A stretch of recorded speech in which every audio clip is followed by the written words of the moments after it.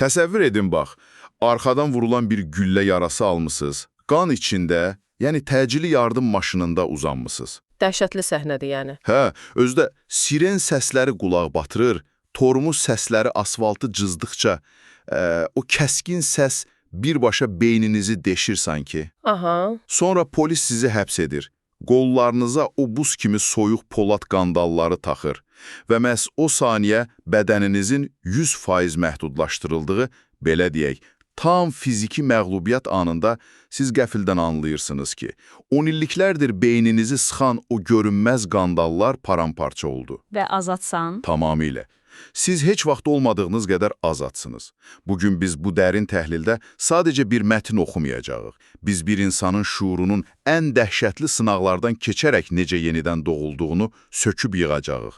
Fərqli baxış bucaqlarına ac olan dinləyicilərimiz bugün sizinlə doğrudan da qeyri-adi bir səyahətə çıxırıq. Çox qeyri-adi səyahətdir. Hə. Söhbət mətn Halil İbrahim adlanan, oxucunu sözün düzü rahat buraxmayan, şuuraltı axınını xatırladan bir qeydlər silsiləsindən gedir. Bu, sadəcə adi bir avtobioqrafiya deyil. Yox, qətiyyən. Bu, kainatın ən yüksək fəlsəfi zirvələrində gəzən bir idrakın, qəfildən necə deyərlər, şəhərin ən qaranlıq, ən qanlı, ən rəhimsiz küçələrinə çırpılmasının anatomiyasıdır əslində. Elə məhz buna görə də məni ilk andan ən çox qızıqlandıran və düşündürən bir məqamdan başlamaq istəyirəm mən. Müəllif mətnin əvvəlində çox iddialı, hətta deyərdim, biraz da təkəbbürlü səslənən bir fikirlə çıxış edir. Göy üzü məsələsini deyirsən yəqin? Hə, məhz onu. O göy üzünə, göy, yəni mavi, deməkdən qəti şəkildə imtina edir. Düzün desəm bunu ilk oxuyanda mənə elə gəldi ki, yəni kimsə sadəcə diqqət çəkmək, fərqli görünmək üçün söz oyunu edir. Aha. Yəni, göy üzü mavidir da, bunu uşaq da bilir. Niyə biz işi çətinləşdirib ona mütləq işıq deməliyik? Bunun arxasında doğrudanmı fəlsəfi bir dərinlik var, yoxsa bu sadəcə, bilmirəm, poetik bir şişirtmədir? Sözün düzü, mən səninlə qətiyyən razılaşmıram o baxımdan ki, bu sadəcə diqqət çəkmək üçün edilmiş bir söz oyunu falan deyil. Doğrudanmı? Hə, bu birbaşa bizim reallığı necə qavramağımıza qarşı qaldırılmış bir üsyandır. Yəni, insan beyni hər şeyi kateqoriyalara bölməyi sevir, düzdür? Düzdür, işimizi asanlaşdırır. Məhz. Biz naməlum olandan o sonsuzluqdan qorxuruq. Buna görə də kainatın o nəhəng, dərk olunmaz ucalığına baxıb, ona sadəcə bir karandaş rəngi yapışdırırıq, göy. Müəllif bunu bizi yerə bağlayan, insanı alçaldan bir dil əzbəri adlandırır. Dil əzbəri çox maraqlı termindir. Çünki sən ucalığa, yəni mütləq işığa, sadəcə mavi bir tavan kimi baxanda, sən özünü də o tavanın altında yaşayan kiçik bir varlıq səviyyəsinə endirirsən avtomatik olaraq. Amma bir dəqiqə axı, dil bizim ünsiyyət vasitəmizdir. Biz hər gün gördüyümüz şeylərə ad verməliyik ki, yaşaya bilək də, yəni. Hə, aydındır. Əgər hər kəs göy üzünə durub sonsuz təmiz işıq desəydi, praktik həyat biraz iflic olardı axı. Müəllifin bu göy gözlər deyə adlandırdığı, yəni hər şey ənənəvi şəkildə qəbul edən insanlara qarşı niyə bu qədər qəzəbli olduğunu mən hələ də tam anlaya bilmirəm. Bax, məsələ sadəcə lüğətimizdəki sözlər deyil əslində. Məsələ o sözlərin bizim idrakımızın necə qəlibləməsidir. Şey kimi düşünək bunu, təsəvvür et ki, bir video oyunun içindəsən. Aha, oyun. Sən yalnız oyunun sənə təqdim etdiyi xəritə daxilində hərəkət edə bilərsən. Yalnız oyunun sənə verdiyi silahlardan istifadə edə bilərsən. Sən o sistemin daxilindəsən və kənarını görə bilmirsən. Yəni, limitlənmişəm. Tamamilə. Müəllif deyir ki, göy qurşağının 7 rəngi var, bəli. Amma bu rənglər tək bir mütləq işığın sındırılmış, belə deyək, parçalanmış versiyasıdır. Əgər sən yalnız bu 7 rəng miqyasının, yəni sistemin içində yaşayırsansa, reallığı heç vaxt olduğu kimi görə bilməzsən. Maraqlıdır. Sistemin daxilində olmaq insanı məhdudlaşdırır.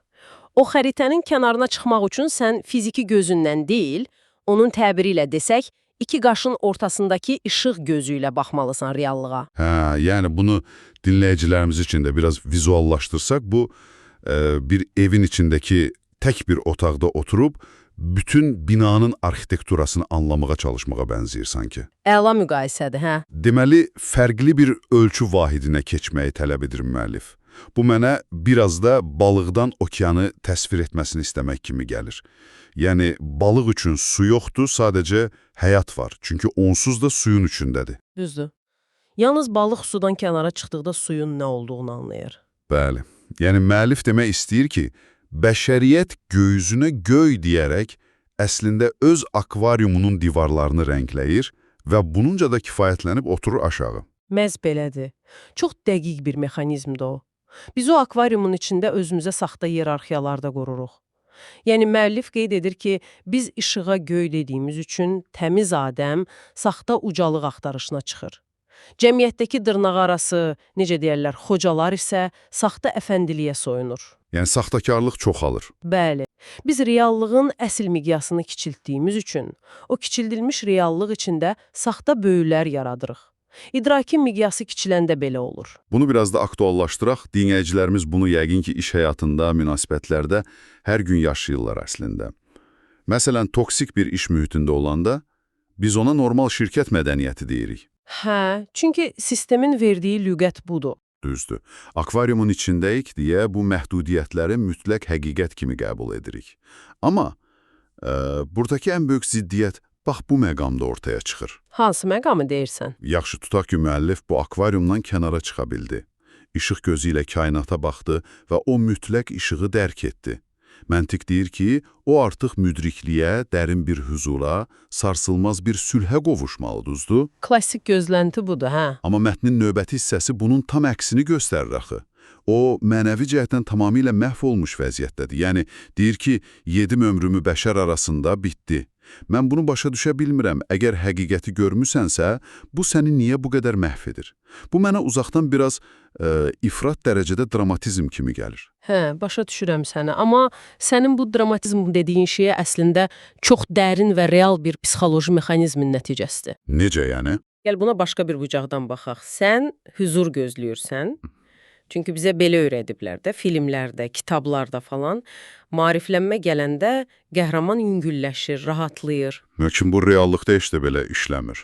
Bəs necə işləyir? Bunu dərin dəniz dalğıclarının yaşadığı Kessan xəstəliyinə, yəni o dərinlik sərxoşluğuna bənzədə bilərik. Sən çox dərinə, yaxud bu mətnin kontekstində çox yüksəyə qalxıb, mütləq həqiqəti, o təmiz işığı görürsən, beynin fərqli bir təzyiqə, fərqli bir saflığa öyrəşir. Aha. Və qəfildən sən bu mütləq işıq reallığından gündəlik insanların arasına, o küçələrə, betonun, yalanların, xəyanətlərin içinə qaydırsan, sürətlə. Bu sürətli eniş insan ruhunda bir növ dekompressiya effekti yaradır. Yəni, həqiqətə dözmək olmur reallıqda. Bəli. Həqiqəti o qədər saf formada görmüsən ki, artıq yerdəki ən xırda ədalətsizlik belə sənin üçün dözülməz bir fiziki ağrıya çevrilir. Aydındır. Deməli, bu sadəcə adi bir dünya pistir şikayəti deyil də, bu doğrudan da bir miqyas toqquşmasıdır. İdeal olanla mövcud olanın sarsıdıcı toqquşması. Yeri gəlmişkən o qeyd edir ki, aslanları sırtlan, yəni kaftar sürülərinin tək-tək yeyib bitirdiklərini gördüm. Çox ağır səhnədir o. Hə, əlləri tətikdə, qanda olan insanlar, həyata davamı gözəl deyənlərin əslində arxada min peşman olması filan, yəni o işığı görən adam üçün artıq təbəssümlərin arxasındakı qaranlıq çox aydın görünür. O sırtlan metaforası da çox dəqiqdir məncə. Niyə məhz sırtlan? Çünki aslan nə qədər güclü olsa da, sırtlanlar tək hücum etmirlər adətən. Onlar sürü halında. Belə deyək, sistemli şəkildə yeyib bitirirlər aslanı. Məhz elə o sistemli hücum insanı fiziki və mənəvi cəhətdən istehlak edir də, aslanlar burada orijinallığı, təmiz işığı axtaran azsaylı fərdləri təmsil edir əslində. Bəs sırtlanlar? Qırılmış, o bayaqçı göy-göz kütləni təmsil edir. Sən kosmik miqyasda kainatı dərk etsən belə, sənin fiziki bədənin hələ də bu yerdədir də, yəni sən hələ də küçədəsən. Hə, bədən yerdə qalır. Və müəllifin psifikası bu iki uçurum arasında darmadağın olur. Nəbzim yavaş, nəfəsim kəskindir. Diqqət etsən, bu panik atak keçirən və ya həddindən artıq qan itirən bir adamın sırf bioloji reaksiyasıdır. Onun bədəni bu amansız dünyada yüksək şuurun ağırlığını daşımağa sadəcə tab gətirmir. Yəni sökülür adam. Tamamilə. O, xəstəxana və morq qapılarında növbə gözləməkdən, arxadan vurulan zərbələrdən, ədalətsizliklə daimi mübarizədən sözün əsl mənasında sökülür. Dinləyicilərimiz əslində bu anı öz həyatınızda necə hiss etdiyinizi bir düşünün. Çox vaxt bir sistemin, məsələn, elə işlədiyiniz bir sənayenin nə qədər ədalətsiz və korrupsiyaya uğradığını tam açıqlığı ilə görürsünüz, düzdür? İşığı görürsünüz, reallığı dərk edirsiniz. Aha. Amma bazar ertəsi səhər yenə durub o ofisə getməli, o sırtlanlarla işləməlisiniz. Bax, həqiqəti bilərək yalanın içində yaşamaq məcburiyyəti var ha. Bax, insanı ən çox yoran, əsəb sistemini sıradan çıxaran mexanizm elə budur məncə. Və bizim müəllifimiz bu yorğunluğun artıq ən son pik həddinə çatır. Bu nöqtə əslində qaçılmaz bir çöküşün siqnalıdır onsuz da. Mənəvi olaraq bu qədər yükü daşıyan bədən mütləq şəkildə fiziki bir divara çırpılmalı idi. Və mətnin ən kulminasiya nöqtəsində biz məhz bu çırpılmanın, bu qəzanın şahidi oluruq. Bəli, bu keçid çox kəskindir və düzü məni ən çox təəccübləndirən məqam da elə budur. Niyə? Gecənin bir yarısı düşün, qaranlıq küçələr, qəfil açılan atəş və arxadan bəlkə də başından vurulan bir güllə. Sirena səsləri, təcili yardımın tormozları, asfalta belə kəskin sürtüldükcə, mərmi yarası onun içində fərqli bir oyanışa səbəb olur, qəribə də olsa. Hə, çox paradoksaldır. Onu xəstəxanaya çatdırırlar, sonra polis nəzarətinə götürülür və burada o heyratamiz, biraz da absurd görünən o cümlə gəlir. Gözlərim göz altına aldıqca əllərimdəki qandallar beynimdə açıldı. İndi gəl dürüst olaq da, bir adamın qollarına polad qandallar taxılırsa və o həbsxanaya gedirsə, o adam azad olmur axı, o məhbus olur. Fiziki olaraq, hə. Bəs niyə müəllif məhz ən böyük fiziki əsarət anını mənəvi azadlıq kimi təsvir edir? Yəni bu sadəcə bir psixoloji müdafiə mexanizmidir, yoxsa arxasında fərqli bir fəlsəfə yatır? Yox. Bu, qətiyyən psixoloji bir özünü aldatma və ya sadəcə müdafiə mexanizmi falan deyil. Bu, insanın təslimiyyət və nəzarəti tamamilə buraxma anında baş verən möhtəşəm bir qavrayış sıçrayışıdır.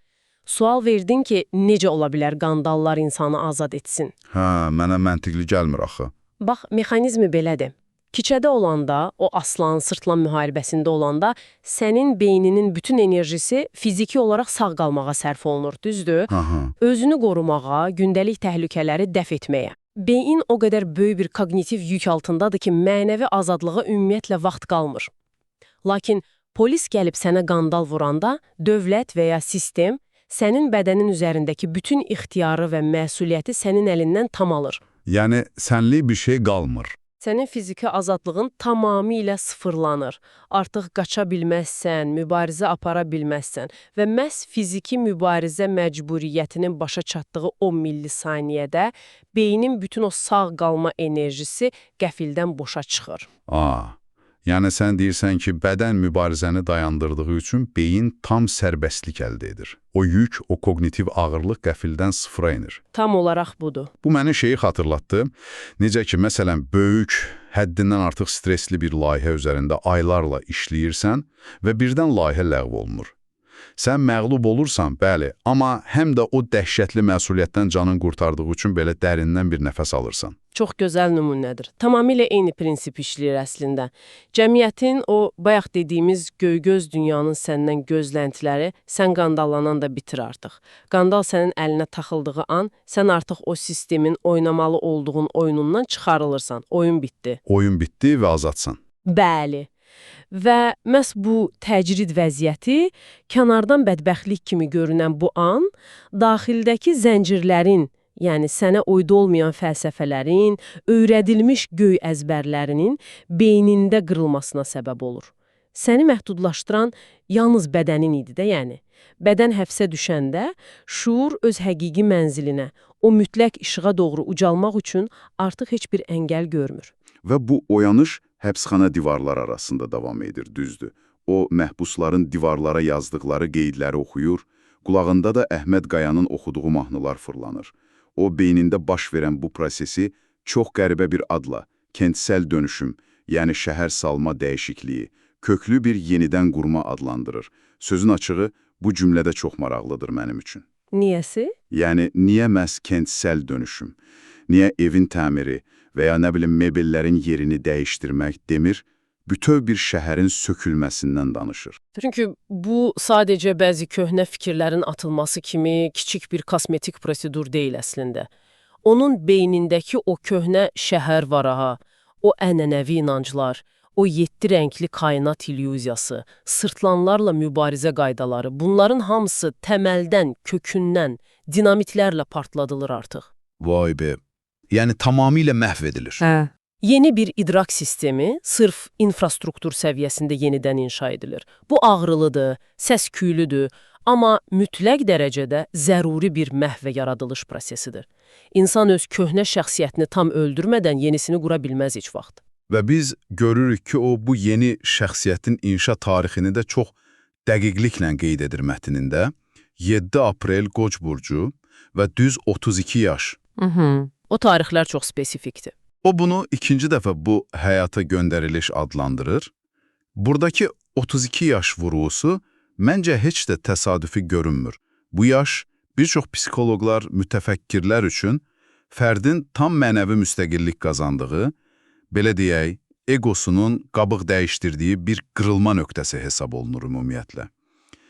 Amma mənim diqqətimi çəkən başqa bir şey var. Nədir o? Bütün bu əzablara, o qandallara, güllələrə, fiziki yorğunluğa rəğmən, o deyir ki, içimdəki o uşaq Xəlil İbrahim hələ də uslanmayıb, hələ də əhliləşməyib. Yəni, sistem onu əzib, amma daxildəki o mərkəzi otağı sındıra bilməyib. Sən məsələnin düz ürəyinə toxundun. Çünki o uslanmamış uşaq elə o təmiz işığın, bayaq dediyimiz Adəm olmağın yeganə göstəricisidir həyatda. Yəni, uşaqlıq saflığı kimi. Həm saflıq, həm də itaətsizlik. Cəmiyyət bizə uslanmağı, yəni itaət etməyi, hər şeyə, hər kəsin dediyi adı verməyi, yəni göy deməyi öyrədir, daim. Lakin o uşaq sağ qaldısa, deməli, bu dönüşüm, bu təməldən sökülmə doğrudan da uğurla nəticələnib. Mətnin lap sonunda çox qısa, amma sarsıdıcı bir ifadə də var, bilirsən? Hansını deyirsən? O, özünü ağ geyimli kimi xarakterizə edir və bunu çox böyük bir imtiyaz sayır özü üçün. Bax, bu maraqlıdır. Niyə məhz ağ? Bu xəstəxana geyimi ya bəlkə də kəfən metaforasıdır, yoxsa bayaq danışdığımız o işıq məsələsinə qaydırıq yenə. Əslində hər ikisi eyni anda ola bilər. Amma daha dərin mənada, bəli, bu birbaşa işıq məsələsinə qaydışdır. Biz əvvəldə dedik ki, o göy qurşağının 7 rəngini rədd etdi də, xatırlayırsan? Hə, o təmiz işıq söhbətini. O göy gözlərin dünyasını, cəmiyyətin o rəngli, amma əslində məhdud illüziyasını qəbul etmədi. Fizikadan bilirik ki, bütün rəngləri, o göy qurşağının bütün spektrini birləşdirəndə, sonda təmiz ağ işıq yaranır. Ağ, rəngsizlik deyil. Aha, əslində rənglərin cəmidir. Bəli, bütün rənglərin ən saf bölünməmiş halıdır. O artıq hansısa bir rəngin tərəfində və ya sistemin daxilində deyil, yəni. O, işığın tam bölünməmiş, saf versiyasına, kainatın özəyinə çevrilib bir növ. Vay be. O, ağ geyimli imtiyazını da daşıyır, məhz ona görə ki, artıq onun zehni bütün fiziki məhdudiyyətləri, hətta o sərt həbsxana divarlarını belə aşıb keçib. Doğrudan da çox təsir edicidir. İndi isə gəlin bir anlıq ayaq saxlayaq və bütün bu çəkdiyimiz xəritəyə yuxarıdan, kənardan baxaq. Biz haradan başladıq, hara gəldik, belə deyək. Biz bu dərin təhlildə bir fərdin göy üzünün rəngi ilə bağlı kiçik kimi görünən fəlsəfi etirazından başladıq. Bəli. Daha sonra onun bu kosmik şuurla yer üzünün amansız sırtlanlarla dolu küçələrində necə əzildiyini, aslanların necə tək-tək məhv edildiyini gördük. Mənəvi ucalıqla fiziki məhdudluğun yaratdığı o dərinlik sərxoşluğunun insanın sinir sistemini necə çöktürdüyünü analiz etdik. Və nəhayət hər şeyin bitdiyini düşündüyümüz anda, gecənin qaranlığında asfaltı cızan tormoz səsləri, mərmi yarası və ələ taxılan qandalla birlikdə heyrətamiz bir fiziki təslimiyyətin necə mütləq bir zehni azadlıq 32 yaşında ikinci bir doğuş yaratdığına şahid olduq.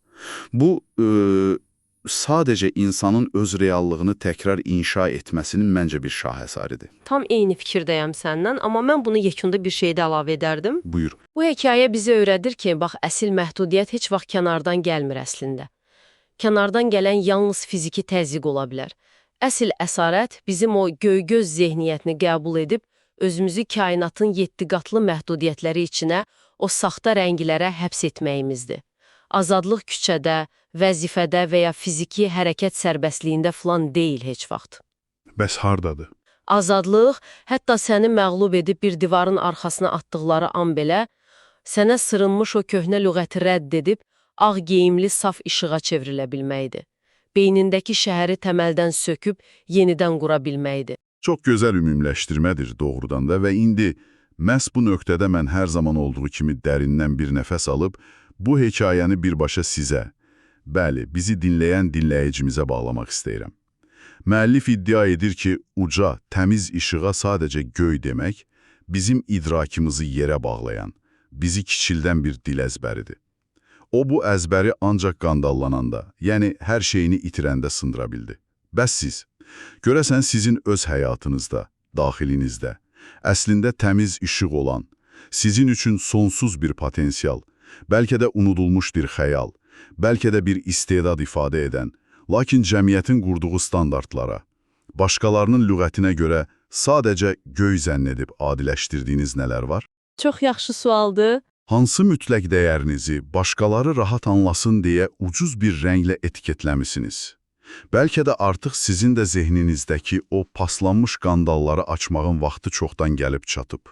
Özünüzə aid o ikinci dəfə həyata göndəriliş anını yaşamaq üçün mütləq təcili yardım tormozlarını, arxadan vurulan bir gülləni və ya həbsxana divarlarını gözləmək məcburiyyətində deyilsiniz axı. Öz içindəki o uslanmamış uşağı tapıb, qəlibləri sındırmağa və mütləq işığınızı axtarmağa davam edin. Növbəti görüşümüzə qədər mütləq işıqda qalın. Özünüzə yaxşı baxın.